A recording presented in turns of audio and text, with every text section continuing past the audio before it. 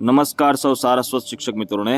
મિત્રો આજે આપણે જોવાના છે કે યુડાયસ પ્લસની અંદર તમારી શાળામાંથી કોઈ વિદ્યાર્થી ચાલુ વર્ષે નામ કમી કરાવીને ગયા હોય અથવા અન્ય શાળાની અંદર ભણવા ગયા હોય તો આપણે એને ચાલુ વર્ષના બાળકનું યુડાયસ જે છે એ કેવી રીતના આપણે રિમૂવ કરી શકીએ। તો ચાલો આપણે વિડીયોની શરૂઆત કરીએ।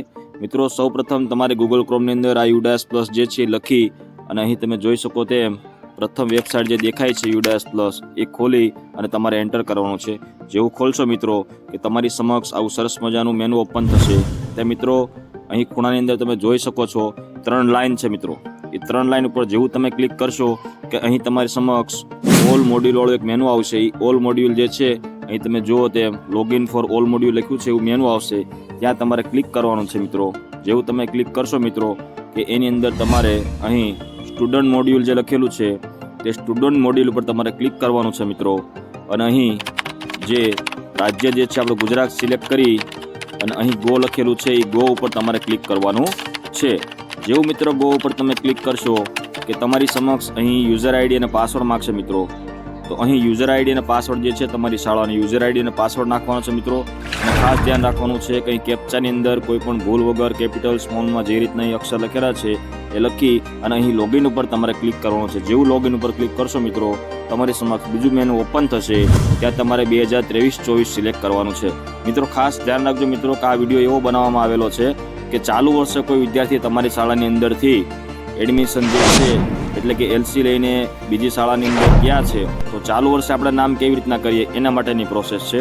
તો અહીં તમે જેમ જોઈ શકો તેમ 2023-24 ઉપર તમારે ક્લિક કરવાનું છે અને આગળના મેનુમાં જવાનું છે। હવે મિત્રો ખાસ ધ્યાન રાખવાનું હવે જે આગળની પ્રોસેસ જે છે કે અહીં તમે જુઓ તેમ પ્રોગ્રેસિવ એક્ટિવિટી જે લખેલું છે મિત્રો ત્યાં પ્રોગ્રેસિવ એક્ટિવિટી પર તમારે ક્લિક કરવાનું છે। જેવું પ્રોગ્રેસિવ એક્ટિવિટી પર તમે ક્લિક કરશો કે તમારી સમક્ષ બીજા અહીં 3 મેનુ ખુલશે। મિત્રો વિડીયોને ધ્યાનપૂર્વક જોજો, એક પણ સ્ટેપ સ્કીપ ના કરતા, અને વિડીયોને ગમે અને વિડીયોમાંથી કંઈ પણ શીખવા મળે તો ચેનલને સબસ્ક્રાઈબ કરજો, વિડીયોને લાઇક કરજો અને એક સરસ મજાની કોમેન્ટ કરશો તેવી મારી આશા છે મિત્રો। કેમ કે આપણી આ ચેનલ ઉપર અવનવા જે છે એજ્યુકેશનને લગતા જ વિડીયો આપણે મૂકીએ છીએ। તો ચલો આપણે શરૂઆત કરીએ આગળ કે અહીં પ્રોગ્રેસિવ મોડ્યુલ જે છે ત્યાં તમારે ગો ઉપર ટિક કરવાનું છે। જેવું મિત્રો ગો ઉપર તમે ક્લિક કરશો કે તમારી સમક્ષ આવું મેનુ ઓપન થશે। ત્યાં મિત્રો અહીં સિલેક્ટ ક્લાસ લખેલો છે।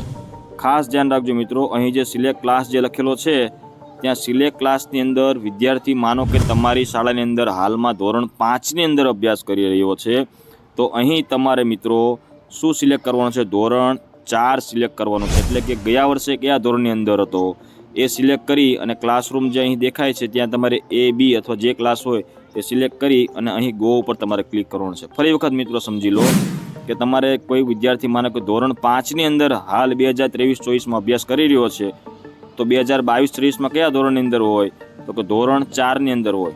તો અહીં તમે જે મેનુ દેખાય એ મુજબ અહીં તમારે ધોરણ જે છે એ 4 સિલેક્ટ કરવાનું। એટલે કે 2022-23ની અંદર એ વિદ્યાર્થી કયા ધોરણમાં હતો એ તમારે મિત્રો સિલેક્ટ કરવાનું છે। સિલેક્ટ કરી દીધા પછી અહીં તમારે ગો ઉપર ક્લિક કરવાનું છે।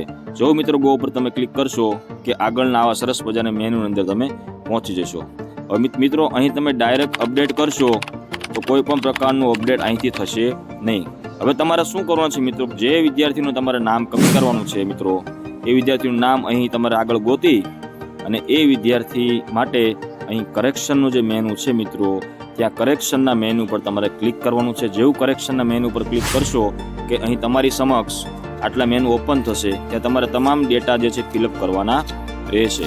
ખાસ મિત્રો ધ્યાન રાખજો કે અહીં જે દેખાય છે તમને કે study in class A select કરી અને વિદ્યાર્થીને પ્રમોટ કરવાનું છે। તો સ્ટડી ઇન ક્લાસ એટલે કે તમારી શાળામાંથી વિદ્યાર્થીઓ કઈ રીતના ગયો છે, ટ્રાન્સફર સર્ટી લઈને ગયો છે અથવા સેમ સ્કૂલની અંદર ગયો છે એ તમારે અહીં ખાસ મેન્શન કરી અને તમે અહીં જોઈ શકો તેમ અહીં તમારે અપડેટ લખેલું છે ત્યાં અપડેટ કરવાનું રહેશે। જેવું તમે અહીંથી અપડેટ કરશો પછી જ તમે મિત્રો એ સ્કૂલમાંથી તમે વિદ્યાર્થીને લેફ્ટ આપી શકશો। તો મિત્રો આશા રાખું છું તમને વિડીયો પસંદ આવ્યો હશે।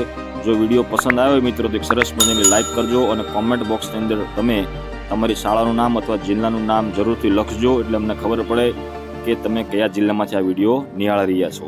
તો ચાલો મળીએ।